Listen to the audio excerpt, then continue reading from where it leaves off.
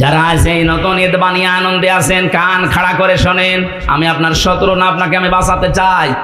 শুধুমাত্র জন্ম নিয়ে, মিলাদ নিয়ে যারা পড়ে থাকেন, নবীজের দুই চাচা ছিল এরকম, শালো মিলাদে জন্মে তারা খুশি। একজন হযরতে, একজন আবু তালেব আর একজন আবু লাহাব।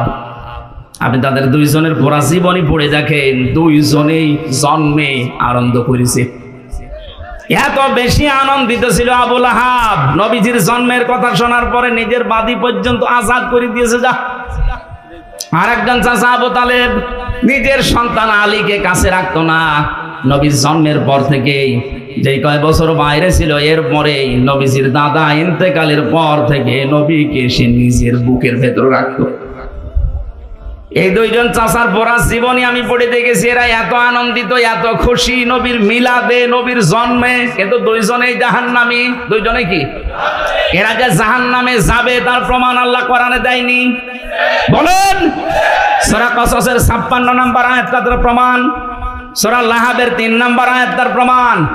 ছায়া সলানা রংদা তালাহাব, অতি শীঘ্রই আমি আবু লাহাবকে লেলিহান আগুনে প্রবেশ করাবো। তার মানে এখান থেকে যে শিক্ষা বের হয়, শুধু নবীর মিলাদ নিয়ে, জন্ম নিয়ে যারা মাতামাতি করেন, আনন্দ করেন, জিলাপি খিচুড়ি খেয়ে শেষ করে দিচ্ছেন, আপনিও আবু লাহাবের মতো, আবু তালেবের মতো জাহান্নামে যাবেন। সিস্টেম অপর পৃষ্ঠায় দেখুন, নবীর আরো দুইজন চাচা, হযরতে হামজা, হযরত আব্বাস। এই দুইজন চাচা শুধু নবীর জন্মে খুশি না, শুধু নবীর মিলাদে খুশি না, তারা নবীর সিরাতে, তারা নবীর জীবন পেয়ে খুশি। এই দুইজনের জীবনী পড়ে রাখেন তো। হযরতে হামজা নিজের জীবন পর্যন্ত নবীর আদর্শ মানতে গিয়ে দিয়ে দিয়েছে, 70 টুকরা হয়েছে, এরপরও নবীর আদর্শ ছাড়ে নাই।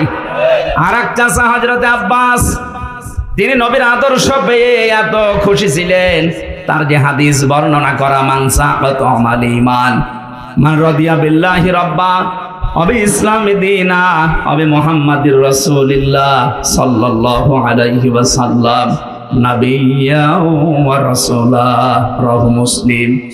হযরতে আব্বাস বলেন, কেউ যদি দুনিয়া ঈমানের স্বাদ পেতে চান, তাহলে আল্লাহকে রব পেয়ে খুশি থাকেন, ইসলামকে জীবন ব্যবস্থা পেয়ে খুশি থাকেন, আর মুহাম্মদুর রাসূলুল্লাহকে নবী এবং রাসূল হিসাবে পেয়ে খুশি থাকেন। তিনি যদি খুশি না থাকতেন, এই কথা তিনি বলতেন? বলেন বলেন।